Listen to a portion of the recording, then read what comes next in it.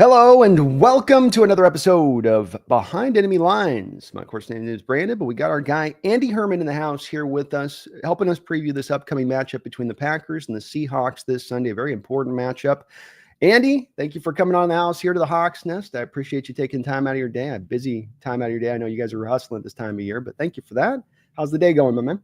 Hey, it's going great. Thanks so much for having me. Really excited about this game. I think it's going to be a really fun one. You guys have obviously won 4 in a row. Green Bay coming off a tough loss to Detroit. So should be a fun one to break down. And like I said, really looking forward to this game on Sunday Night Football. Me as well. And recent history holds true. We're going to get a pretty exciting Seahawks Green Bay Packers game. We don't play a lot, but when we do play, it tends to be pretty wild affair one way or the other. So hopefully we'll get that as well on that side of it. Well, folks, please do me this favor. First thing we do for the guests who come in and take time out of their day, down in the description section below, you'll find a direct link to Pack a Day podcast here with Andy. Direct link, just take it right there. We sub up here, show them some of that love for them being so kind as to come into our house like they have and taking time out of their day. So please do that first thing out the gate. And I guess before we get into kind of some of the details of where you're at with what's going on with the Green Bay Packers right now, give me kind of a high level. Where's the state of the team at right now in this year? You guys have had a successful year, but you're in maybe the toughest division in football. How is Green Bay feeling right now? Yeah, no maybe about it. Toughest division in football. I think that kind of goes without saying at this point. The Lions, Packers, and Vikings combined have lost a total of 3 games that have not included losses to each other, basically. So 1 loss each, 1 loss for the Packers, 1 loss to the Lions, 1 loss to the Vikings, outside of, again, playing each other and having those losses. So it has been an insanely competitive division. However, Green Bay has found themselves on the losing side of those 3 occasions, losing twice to Detroit, including this past week, as well as once to Minnesota. And if you kind of look at Green Bay's schedule, it's sort of gone very chalky so far, meaning that the teams that they've been sort of expected to beat or that are kind of below them in the standings, they have won against, and the teams that are ahead of them in the standings, the Eagles, the Lions twice, and the Vikings, they have all lost against. So, from a Green Bay side, they play a team in the standings that's below them this week. So that would be a good sign, but maybe Seattle is actually one of those sneaky teams that's actually a little bit better than them. And this should, like I said, should be a very competitive game. And of course you guys have home field advantage as well. From where Green Bay's at right now, they of course have 4 games left, 9-4 on the season. Like I said, kind of beat the teams that they should have, struggled with the teams that are kind of in a better position than them. And now they're basically locked into, not quite yet, but almost locked into a wild card spot. They're about a 98 to 99% chance if you're looking at the New York Times simulator of getting into the playoffs. And they can really only get the 5, the 6, or the 7 seed. Their odds of winning the division are almost 0. They would need Detroit to lose all of their remaining games, Green Bay to win all of their remaining games, and Minnesota to lose to Chicago. So as you can imagine, that's out the window. And they're basically just fighting for which seed they're going to get in the wild card. So they don't have a ton to play for other than the fact that they haven't clinched exactly yet. And then it's just kind of getting into the playoffs, seeing where the seeding falls. So the rest of the season's kind of about finalizing their spot in the playoffs and then finding a way to play their best football. So when they get into the dance, they can go against whoever they need to go against on the road, likely 3 times, and pick up 3 huge wins to try to make that trip to the Super Bowl. You did show last year you guys were very close to being capable of doing it last season in that manner. So, and I think you guys would be a very dangerous team in the playoffs, be not typical just wild card team. It's as much the strength of that division. As does Detroit have your number at this point as far as the team goes? Is there stuff from a Packers perspective that we've got to do a little bit more? And I'm watching the Packers. They have a very unique way of going about their business and their roster building from other organizations. And you can't help but think this year, for some of the other times you guys have had that success, where the division is really pushing you in this way, which might, and I know you guys did a little bit of this with the Josh Jacobs, Xavier McKinney signing this offseason, showing a little more aggressiveness in free agency, but is there even more of a call, sort of the price of doing business in this modern NFC North, if you will, to having to push that a little bit beyond your guys' normal process there, and even into this offseason if you can't kind of push through this particular year? Yeah, I mean, right now, the Lions certainly have their number. They've won the last 2 games. They're the winners of the NFC North. They're the best team in the NFL, have the best record in the NFL. So, yeah, they get all the bragging rights for the moment. Green Bay obviously went down there on Thanksgiving last year, beat them in their building. So it's not, infeasible. Obviously, this game this past week was a heavyweight fight back and forth. Green Bay had opportunities to win. Detroit had opportunities to win. Kind of felt like whoever got the ball last might win. And that's exactly what ended up happening. And of course, Dan Campbell going for it on some of those 4th downs ensured that they would get the ball last as well. But yeah, right now they have all the bragging rights. And as far as like what Green Bay needs to do, I think a couple things. To your point, they went out, got Xavier McKinney, Josh Jacobs. Like they understand they've got a pretty wide open window right now. I don't see that closing anytime soon, but they're going to have some money to spend this upcoming offseason. Of course, draft being held in Green Bay, they're always going to be a draft and develop team as well. They'll utilize the draft to upgrade the roster. They're really in no danger of losing anyone in 2025, at least of significance. Josh Myers is a free agent. They're starting center. They have players ready to take his place if need be. TJ Slayton, a rotational defensive lineman. Brandon McManus is probably the biggest pending free agent, their kicker that they picked up midseason, who's been really good for them so far. He's probably the most important impending free agent that they have. Everything else is kind of like if they lost it all, they really wouldn't move the needle all that much, especially when they have some money to spend and a whole draft class that they'll get to kind of replace anyone that they need to. So this needle is definitely still trending up for Green Bay. But if you kind of look at it right now, how I kind of view it, especially when it comes to the Lions, is the Lions kind of started this process of opening their window and solidifying their team about a year and a half, 2 years ahead of Green Bay. They're just a little bit further along on that developmental clock than the Packers are right now. Doesn't necessarily mean, again, that the Packers can't beat them or that Detroit is guaranteed a Super Bowl or that Green Bay is going to get one down the road. But I do think they're a tick ahead. They started it a little bit sooner, and now it's up to Green Bay to sort of close that gap between themselves and Detroit. And we'll kind of see where that takes us the remainder of this year. And then for Green Bay to make any adjustments as necessary going into the offseason. Yeah, it's I mean, I don't think anything's been wrong with the Packers on what they've done. You guys have built a very good team, and certainly, like you say, you guys are moving into that point of a Super Bowl window to a degree where, hey, we're ready to roll here. It's just as much as I know you guys have that process that I mean, for instance, with your wide receivers through the years, I think you guys have a very set way of doing it where it seems to be, more target the second, third round guys, develop them with the chemistry of our quarterback in-house. But there's always that thing with me that I pull on with that going, you play that game a little bit, and maybe sometimes you get to a place of maybe being too cute where you guys had an opportunity for a Randy Moss back in the day with the Brett Favre, and Brett's banging the drum. Well, that's not really our process. That's not really who we are kind of in to go make that move. And maybe in retrospect, that was a move to be made. And I wonder when I look at this receiving core, which is very solid and very deep, and you got guys capable across the board of hurting you. But is there any pull of it with that process that's so year in and year out the same kind of way in this, and you've had success, so I'm not knocking it. I'm not saying it can't be something that issues, but is there any kind of frustration at times from a Packer fandom where you have a love and say, hey, rather than just a Jaden or a Romeo Dobbs, let's get a true game-changing talent out there for this guy, unlike maybe like we hadn't done got great receivers. I don't want to undersell, like Jordan Dell's a great receiver and a collection of guys, but you know what I'm saying on this? Yeah, I do. I understand it. I would also say that, in 2020, they had the MVP of the league in Aaron Rodgers and the best wide receiver in football in Devontae Adams, and it only got them so far. Same thing in 2021, right? There's no perfect formula for this. In fact, the last time they won the Super Bowl, I would argue was a little bit closer to where it is now. Now, Greg Jennings was a really good number one that season. Jordy Nelson was beginning to come into his own, but it was really, kind of Donald Driver towards kind of the down, turn of his career. And then you had James Jones, who was just getting started as well. So you had this really good core of wide receivers, but it wasn't necessarily, again, your household all Pro Bowl names that were on that roster. And that's the way that they built it. And, their number 2 or 3 was going to beat you. I still overall believe, number one, that if you've got Christian Watson, Romeo Dobbs, Jaden Reed, Dontavian Wicks, those guys playing to their level that they're capable of, with Josh Jacobs in the backfield, Tucker Kraft and Luke Musgrave, who just got activated, or at least they opened the window for him off of IR this week, that I think they've definitely missed. That's a ton of weapons within this offense. And we're already having discussions every single week of why didn't X player get the ball more? And it's like, well, because you've got 6 weapons. So I don't think that there is a perfect 1A formula for kind of doing this. I will say my guess would be that to some extent, the Packers are the envy of a lot of teams' eyes, that they have this entire wide receiver core plus Luke Musgrave and Tucker Kraft, every single one of them on cheap rookie contracts. I mean, you're not paying $10 million total for Kraft, Musgrave in your entire wide receiver core. So to be able to have that many weapons, and again, maybe you don't have that tier 1 alpha guy, which is, fine, so be it. You're paying Jordan Love to be the guy that can elevate those guys and make the most out of them. And I think there's so much talent there already that when you can add in that you have that much talent at the space and then are not paying them anything, which allows you to go get a Josh Jacobs, a Xavier McKinney, and some of those sort of things. And of course, you're going to have to figure out ways to be a little bit more cautious when you pay Jordan Love how much you're paying him. I don't think it's the worst thing in the world, but we're about to find out over the course of the next couple of years if that is a formula that can ultimately get them to the place that they want to go, which is, of course, the Super Bowl. Yeah, and it has before in the past, a couple different times over, taking that kind of same route. So you can't argue with it much in the way that you guys approach the quarterback position. And boy, haven't you guys knocked that out of the park for 3 straight times?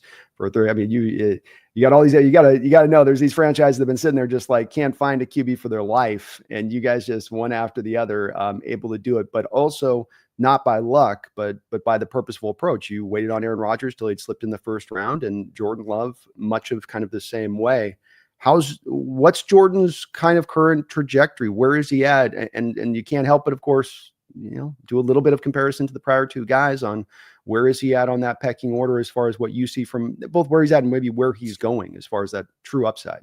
Yeah, certainly. I mean, he's not in Brett or Aaron territory. I mean, both those guys are multiple time MVPs. Those are tough careers to kind of live up to, but he's making his own pathway, and it's been really fun to watch. Now, this season in particular has been an interesting path. Obviously, he goes out the first game, Philadelphia, and then has the MCL injury, and that really kind of sets him back, misses a couple games. Malik Willis does a fantastic job filling in. They win both of those games. Then he comes back. You can tell just not himself.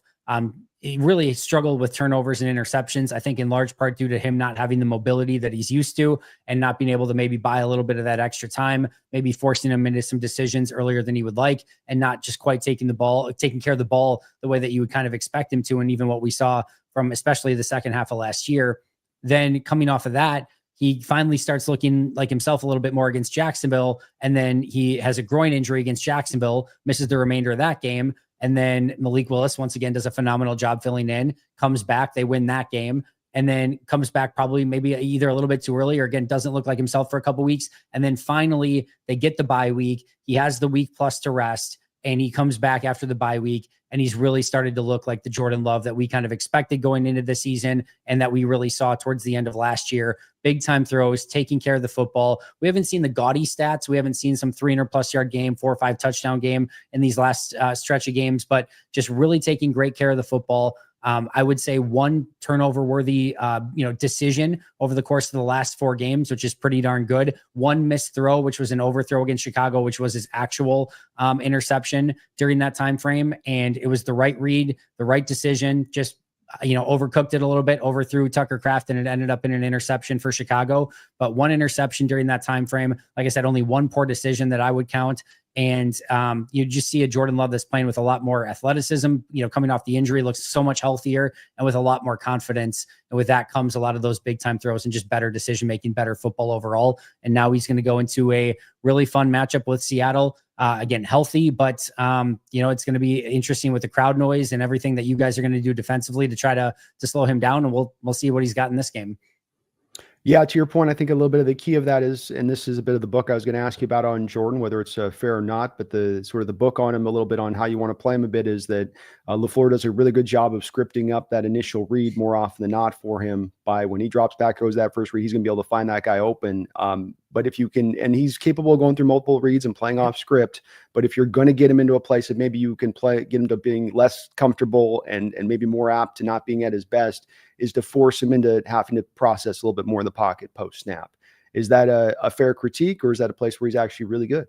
Yeah, I think I think he has, like you said, the capability of going through all of his reads and progressions. I think where if you can heat him up a little bit earlier in the season, that's where he was struggling, was with the blitz and then having to process quickly and then maybe making a poor decision or two. However, I do believe a lot of that was him not being able to trust his ability to escape and find, sort of throwing lanes in those situations, which he is one of the best in the league at, is when he does have immediate pressure, avoiding it and then finding throws down the field. A great example of that was this past week against Detroit, where there's an A-gap blitzer coming immediately. Nobody picks him up. Nobody touches him. It's dead to rights. And Jordan Love olays him like a prize bullfighter, and then steps up ever so slightly, is able to get a tight, compact throw into a ridiculous window just outside of the outstretched fingertips of the Lions defender into the hands of Christian Watson for a big play. So those are the things that he can do when he's right. He wasn't right earlier in the season, which is why he struggled against the blitz more. But, to your point,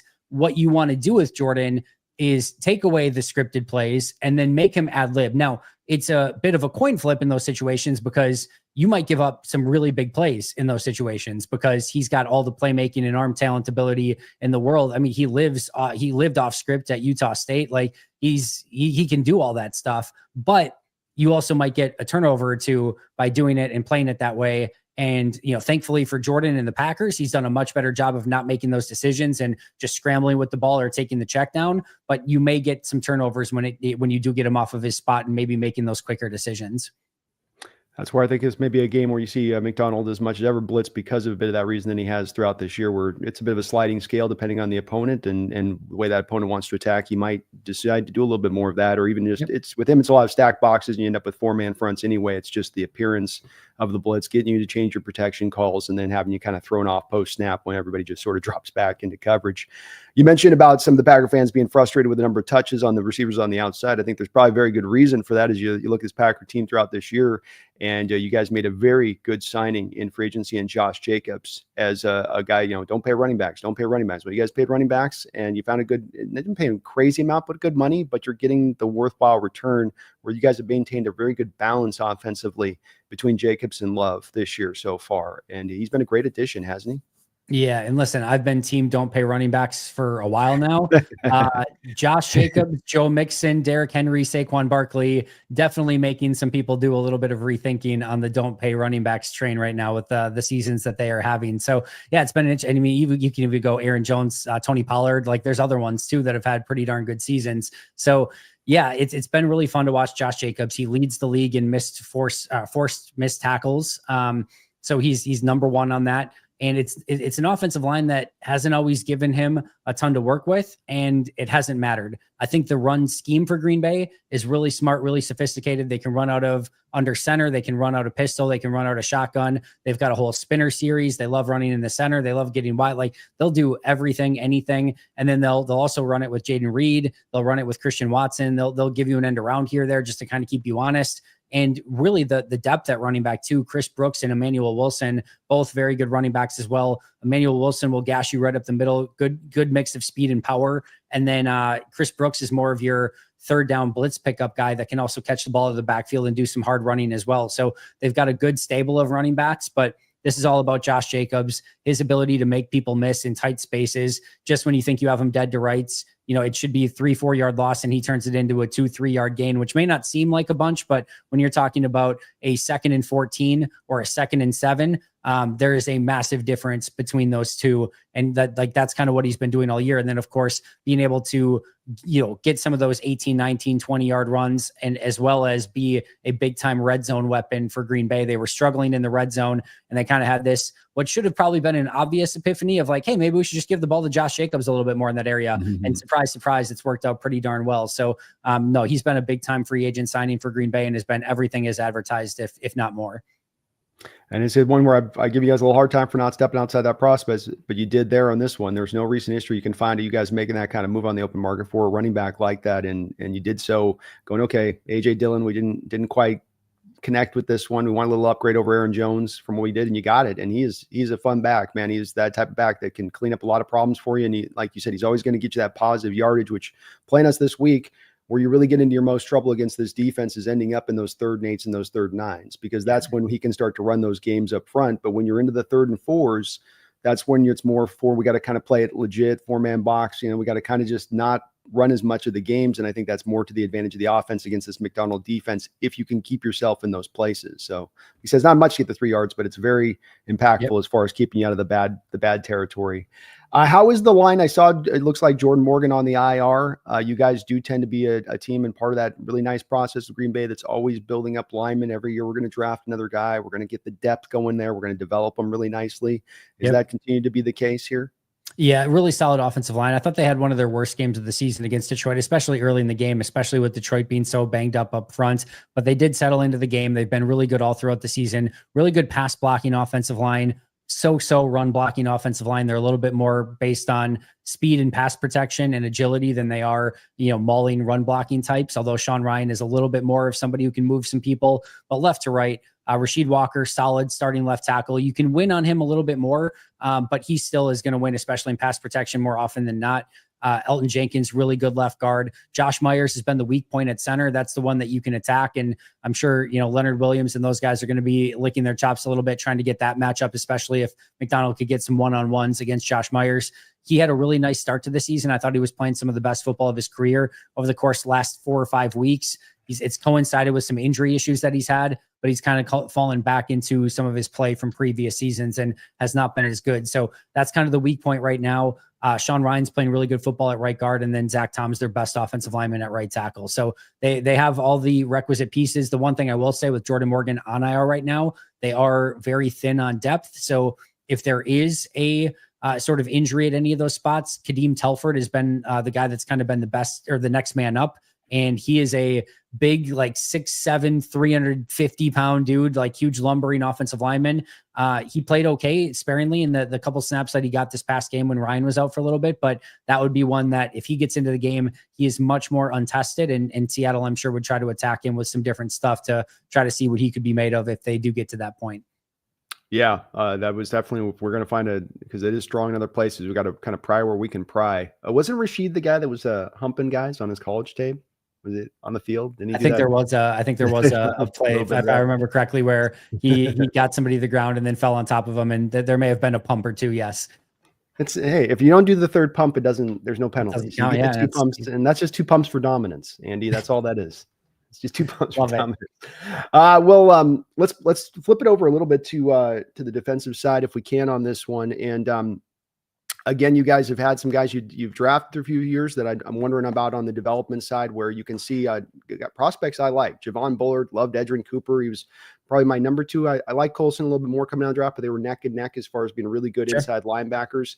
Evan Williams has been a revelation for you guys as a middle round pick out of Oregon. I did not see that guy putting the year that he's put in for you guys as a rookie.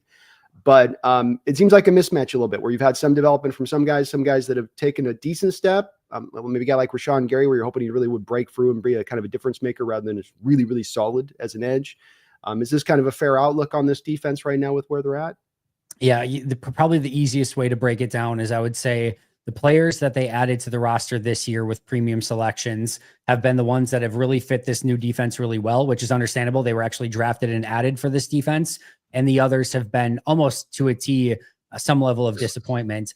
Xavier McKinney has obviously been a massive free agent signing for Green Bay. That has been one of the biggest free agent hits, probably second only to Saquon Barkley. Thank you to the New York Giants for both Saquon Barkley to the Eagles and Xavier McKinney to the Green Bay Packers, probably the 2 biggest free agent signings in football, both coming from New York.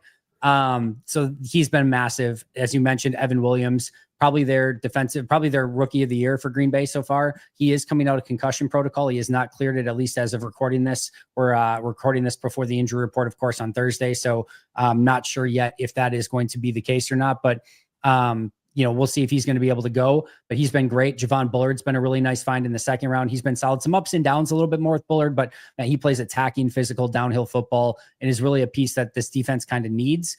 And then, so those have been all great. And then Edgerrin Cooper, who's also coming off injury, who's been out the last 3 weeks, was practicing on Wednesday, coming off a hamstring injury. Again, not sure at this point if he's going to be able to play or not, but those 4 players have all been, at meeting or exceeding expectations, especially Evan Williams and Xavier McKinney. Everyone else, Devontae Wyatt hasn't made that jump. LVN hasn't made that jump. Rashawn Gary is having a down season. Kenny Clark's having a down season. Quay Walker's had some signs recently of maybe breaking out, but on the whole has not had the season that I think some people would have maybe hoped that he would have. Eric Stokes has been a complete bust. Jair Alexander's been out of the lineup a ton. Carrington Valentine has not taken that next step. So if you kind of look at the entirety of it, yeah, there's probably more disappointments than bright sides, but it really is almost that line of the players that they aggressively went out and got for this specific defense playing pretty well. The players that are making that transition from Joe Barry's defense into this Jeff Hafley's defense have struggled a little bit more. Is it these guys that you talk about that haven't taken it? Would you chalk it more up to not taking the step or more up to that they're not the fit to this defensive scheme? Yeah, so it's hard to say, right? Because a lot of those guys were struggling in Joe Barry's defense too. So, kind of one of the questions that with Jeff Hafley coming in was, all right, with some of these guys, these early draft picks, was it the scheme or was it the player? Did they invest in the wrong players or were they not running the right scheme? So a lot of people, I think, were hoping, all right, Jeff Hafley's going to come in. There's going to be a new scheme, a new defensive mind, and he's going to be able to unlock guys like Quay Walker, Devontae Wyatt, LVN, Rashawn Gary, etc. And that has really not been the case. There has not been anyone from that, Joe Barry era that has come over to Jeff Hafley's side. And all of a sudden it's like, oh my goodness, what a revelation this has been. Like, can you believe how much better they're playing in this defense? In fact, you can make an argument that pretty much everyone to a T is playing either the same or worse football than what they were previously in the last era. So again, really good to see that the players that they specifically went out and got for this defense are performing well, but that transition, I think, for some of the other players has not been as smooth as maybe some would have hoped. You anticipating then probably some major moves to this regard this offseason in regards to kind of turning that over to get the right guys, considering the success you've had on the guys that you've targeted that do fit to the scheme and how well they've played? Another offseason of the Packers aggressively attacking the defensive side of the ball, probably in free agency in the draft. Their entire offense, like I said, besides Josh Myers, who, again, they have a starting 5 offensive line without Josh Myers that's really good, so they don't even necessarily need him. The entire offense is back.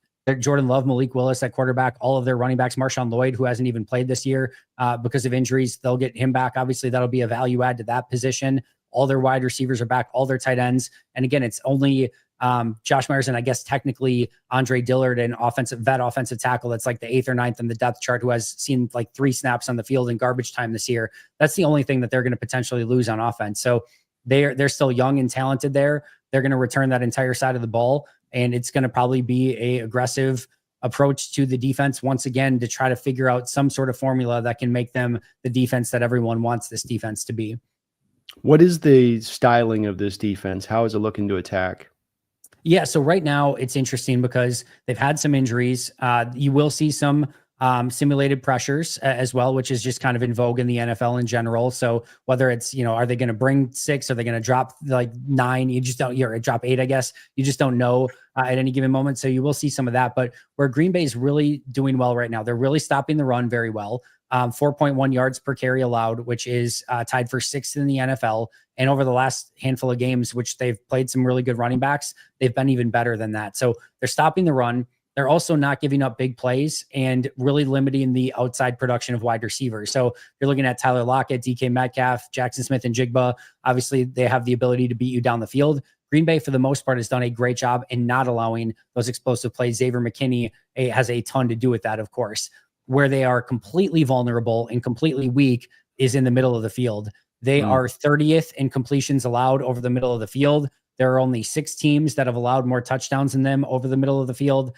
And their linebackers are struggling in coverage. Now, if you get Jair Alexander back, they are likely going to feel a little bit more comfortable to drop an extra safety in the box to try to take away more of that middle of the field, and potentially getting Edgerrin Cooper back, if he can play, would shore up some of the coverage issues that has been there, especially with Isaiah McDuffie and Eric Wilson trying to fill in some of those spots. So there are some potential solutions there that will make it a little bit less of an issue, but it's been an issue all year long, regardless of who's been out there on defense. So if you want somewhere to attack this middle of the Packers defense, and specifically the middle of the field through the air, that's where you want to go to.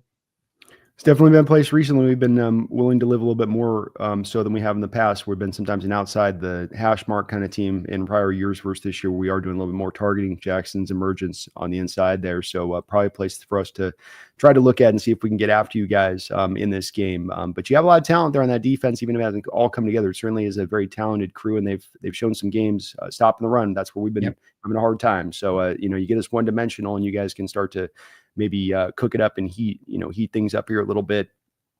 Is there anybody else notable that on that defense we may have not spoken about that's playing well, or somebody that Hawk fan might not be as aware of? No, I don't think so. I think we kind of covered the main ones. Rashawn Gary is playing a little bit better football as of late. Kenny Clark's coming off his best game, really best 2 games of the season. He's kind of heating up at the right time. He really kind of struggled coming out of the gate. So I think maybe playing in this new defense took a little bit longer for him. But again, he's coming off his best 2 games of the season. And then Keyshawn Nixon is probably one more to keep an eye on. He had a big interception against Detroit last week. He's been interesting. A lot of Packer fans are very down on Keyshawn Nixon. I know the Packers, and I think myself are probably a little bit higher on him. He's not what you would want to be, probably like your ideal number 1 or number 2 starting corner or anything like that, but he's a good player who plays the run well and can make some plays. And it's just kind of a little bit more of a wild card. You're not exactly sure what you're going to get. You could get good Keyshawn Nixon, you could get some not so good Keyshawn Nixon, and sometimes you need a little bit of that wild card on your defense. But we'll see what we get out of him in this game. But that will be an interesting player to kind of keep an eye on. We've got a couple of those ourselves over here. So I think everyone does. I think everyone's got a couple of them.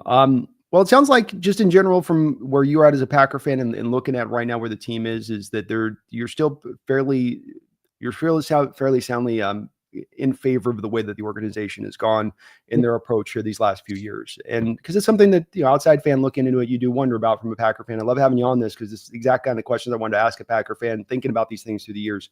For instance, like the receiver question I posed to you, would you like to have seen them go outside that during those times with a Favre or a Rodgers to push more? And like, we had good receivers in that way. And so you just kind of wonder on these kind of things with this they've got such a certain way the Packers go about it. And it's been good. And you got a couple of Super Bowl wins, but you do wonder, and looking at with Rodgers and Favre, you got 30 years of them, you got 2 Super Bowl wins. Did you get all of the meat off that bone from a Packer fan perspective? I mean, are you guys happy with that? Hey, it's hard to win a Super Bowl. Yeah, it is, right? Like nobody's apologizing for 2 Super Bowl wins. I know a lot of teams that would trade just about anything for those 2 Super Bowl wins, even just one of them, right? So no apologies. But that'll always be the question is, could they have done more to maximize those 2 windows with Rodgers and Favre? I think especially in some of those Rodgers windows where they had the free agent money, they could have done more, maybe didn't, especially kind of in the late Ted Thompson era. I think there were some things that they really had some misses on. And I think that you'll always have to kind of go back to those. And there's been some really heartbreaking playoff losses. Thanks, you jerks in Seattle, for one of those. It kind of comes with the territory when you're a really good team every year and you're constantly in the playoffs and constantly having an opportunity to go to the Super Bowl. When you only get there 3 times and only win 2, there's going to be a lot of heartache along the way. And there's going to be a lot of questions that you have to ask kind of in retrospect. But they're a consistently and constantly competitive team. There's something to that. And now we'll see if they can open up a window where at least get one more of those in the Jordan Love era and maybe do something a little bit more special than that if they can get the pieces right. Yeah, I ask it too, because we have in our John Schneider, a guy with connections to your Green Bay organization. And so there's certainly at times a little bit of the same manner by which we've gone over this past 10 years as well, where you start to wonder a little bit, you get suspicious, not that you know it, but you get suspicious that maybe are we more into this lane of we're consistently trying to win every year and make sure that we're legitimately sort of competitive versus what you might have to do by the cost of doing business in this modern NFL to get to that big title. I mean, you see these trade deadline deals that these teams move, like a Rams a couple years ago for a 2nd, 3rd round pick for a Von Miller. And you go, oh, is that a move in a Packer wheelhouse to be made? If they're in that position to make, would they really do that? Or would they say, no, we trust our process? Well, I think, here's where I think the dynamic has really changed. I think there was a point in time, especially when you had 12 playoff teams, right? And especially as you kind of saw for a long time of like, just get in the dance and you don't know what's going to happen. We saw some, obviously the Giants beating the Patriots in the Super Bowl and things like that. I think even the Packers, when they won it in 2010, that was not the best Packers team. I don't think of the Aaron Rodgers era, but that's the one they got they got the right matchups. They won a Super Bowl, right? So, I think at that time there was a little bit more to that. I think now you have to look at it and say, listen, there are going to be cautiously, right? Like 3 to 4 teams at minimum who are going to be really going aggressively all in every single year. It's going to be, it might be a new batch of teams. It might be some teams that obviously are your Mahomes and your Josh Allen and your, really great quarterback led teams or whatever. But there's going to be, again, 3, 4, 5 teams that are going ridiculously all in and doing everything that they can in that given year to win a Super Bowl. And if you're never that team that pulls that trigger and says, yep, this is the year that we're going to be the year, it's really tough to be like, you know what? Yeah, we did our best. We got in the dance and anything can happen. But can we beat all 4 or 5 of those teams that are exhausting every resource that they can to be the best team possible? If you're not matching that, can you really get over the hump and be one of the teams that are winning the Super Bowl? So I think that's kind of the question that I think you have to ask in the modern NFL. And Green Bay, again, has done a lot more of that. They really exhausted pretty much everything they could, especially in some of those, like 2021. They did not have many other avenues open to try to improve that team.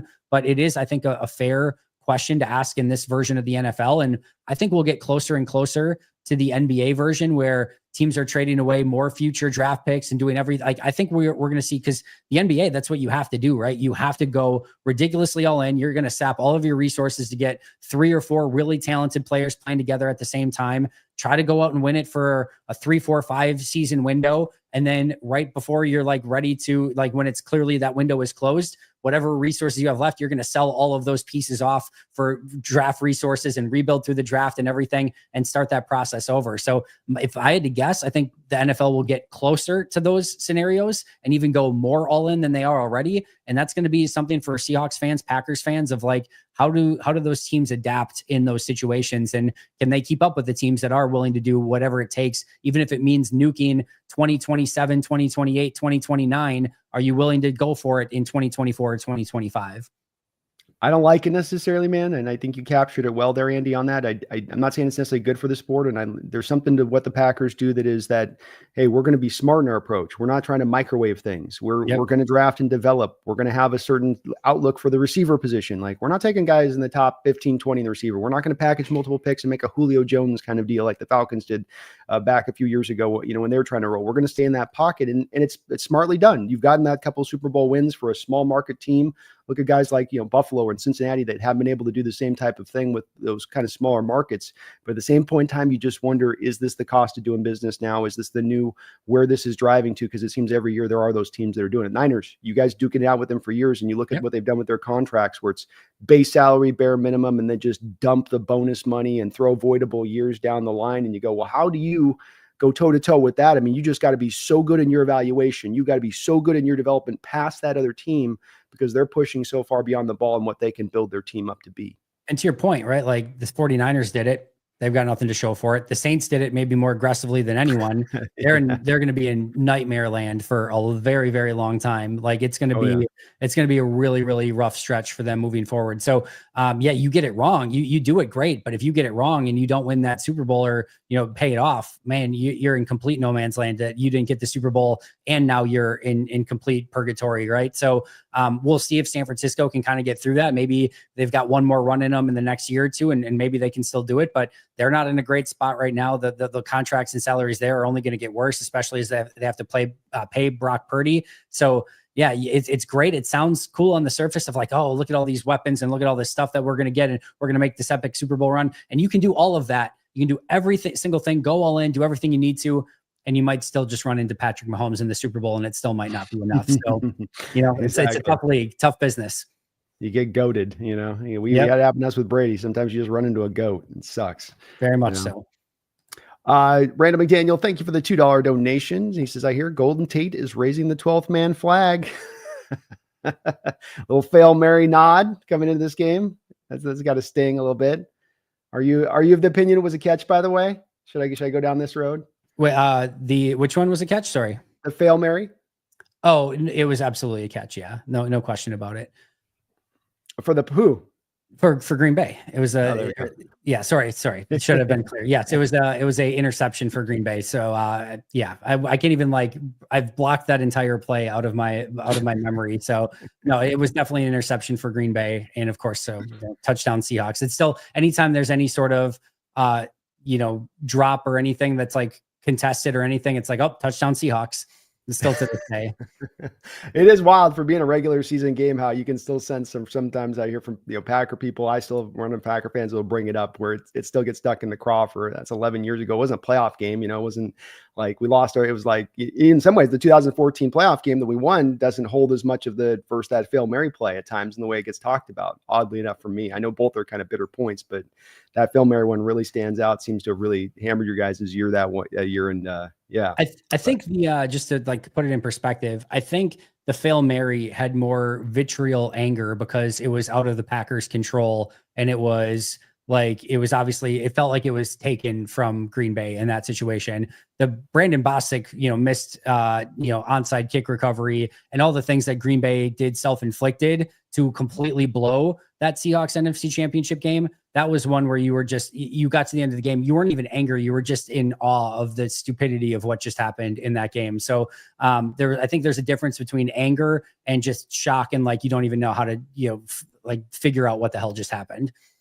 Yeah, that's fair. There was a couple of more moments in that one to spell the loss versus that game at the end. And I was in the stadium, by the way, for that Hail Mary game. So you saw the ball go into a pile of bodies and disappear. It was a wild game to be in there in the stadium to watch. I I'll can tell you what. imagine. A few more Seahawks. Thank you for the $2 donation. It says, remember the trade with Myles Garrett? Yeah. We had so have you ever heard about this? There was a Packer fan who trolled the Seahawks Reddit a couple of years ago. Okay. And had the whole, so he had broken a story before to set the stage for this. So he had some legitimacy behind breaking some story on the Reddit, came back in and then broke that the Hawks were trading for Myles Garrett, and then rug pulled everyone about a day later when everybody was all in the froth and people were like, he's in the airport. He's in the Seattle airport. And then the guy came back on and he said, this is payback for Hail Mary.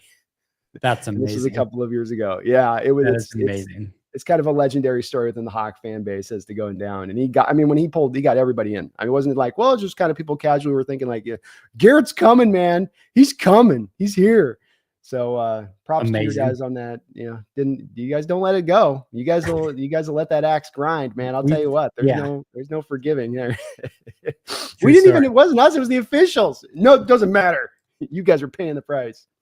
Well, give me the breakdown as we kind of wrap this up here, Andy, on how you think this game is going to play out as far as score. I know that some people don't like doing the prediction. I just like to see where heads are at and what you think will go down on this one. How does this one play out with these styles and where these two teams are at on their current trajectory this season?